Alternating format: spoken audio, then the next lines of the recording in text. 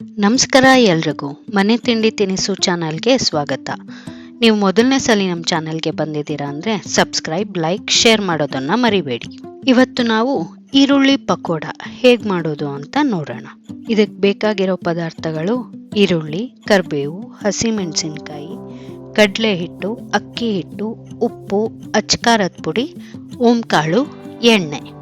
ಈಗ ಈರುಳ್ಳಿನ ನಾವು ಸ್ಲೈಸಾಗಿ ಹೆಚ್ಚಿಟ್ಕೊಂಡು ಅದನ್ನು ಒಂದು ಬಟ್ಲಿಗೆ ಹಾಕ್ಕೊಳ್ಳೋಣ.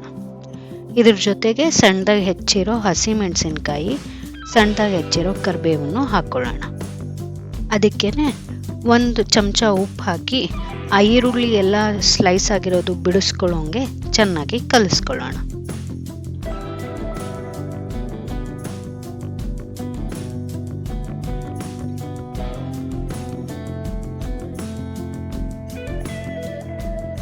ಇದಕ್ಕೀಗ ಒಂದು ದೊಡ್ಡ ಚಮಚದಲ್ಲಿ 2 ಸ್ಪೂನಷ್ಟು ಕಡಲೆ ಹಿಟ್ಟು, 1 ಸ್ಪೂನಷ್ಟು ಅಕ್ಕಿ ಹಿಟ್ಟು ಹಾಕ್ಕೊಳ್ಳೋಣ.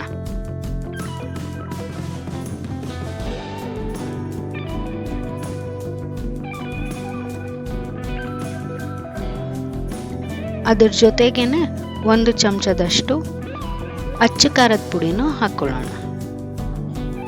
ಈಗ 1/4 ಚಮಚದಷ್ಟು ಓಂಕಾಳು ಅಥವಾ ಅಜ್ವೈನ್ನ ಚೆನ್ನಾಗಿ ಈ ಥರ ಕೈಯಲ್ಲಿ ಉಜ್ಕೊಂಡು ಅದಕ್ಕೆ ಹಾಕ್ಕೊಳ್ಳೋಣ.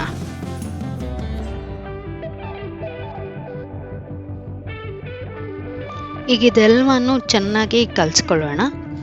ಸದ್ಯಕ್ಕೆ ನೀರು ಹಾಕ್ಕೊಳ್ಳೋದು ಬೇಡ, ಈರುಳ್ಳಿಯಲ್ಲಿ ಬಿಟ್ಟಿರೋ ನೀರಲ್ಲೇ ಕಲಿಸ್ಕೊಳ್ಳೋಣ.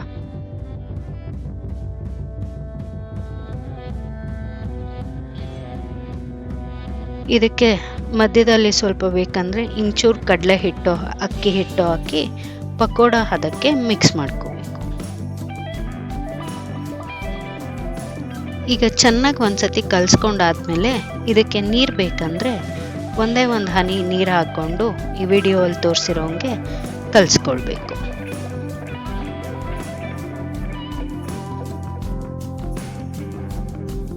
ಈಗ ಒಂದು ಬಾಣಲೆಯಲ್ಲಿ ಎಣ್ಣೆ ಕಾಯಕ್ಕಿಟ್ಟು ಕಾದಾದ್ಮೇಲೆ ಚಿಕ್ಕ ಚಿಕ್ಕದಾಗಿ ಈ ಥರ ಉದುರೋಂಗೆ ಪಕೋಡನ ಹಾಕ್ಕೊಳ್ಳಿ.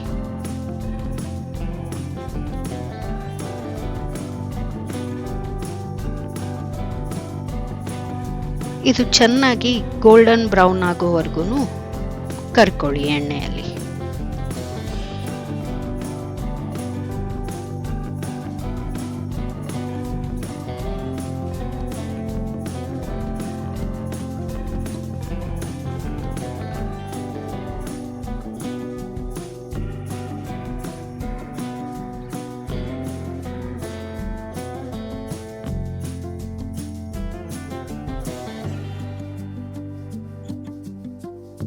ಇದನ್ನ ನೀವು ಕೆಚಪ್, ಹಸಿರು ಚಟ್ನಿಯೊಂದಿಗೆ ತಿನ್ಬೋದು.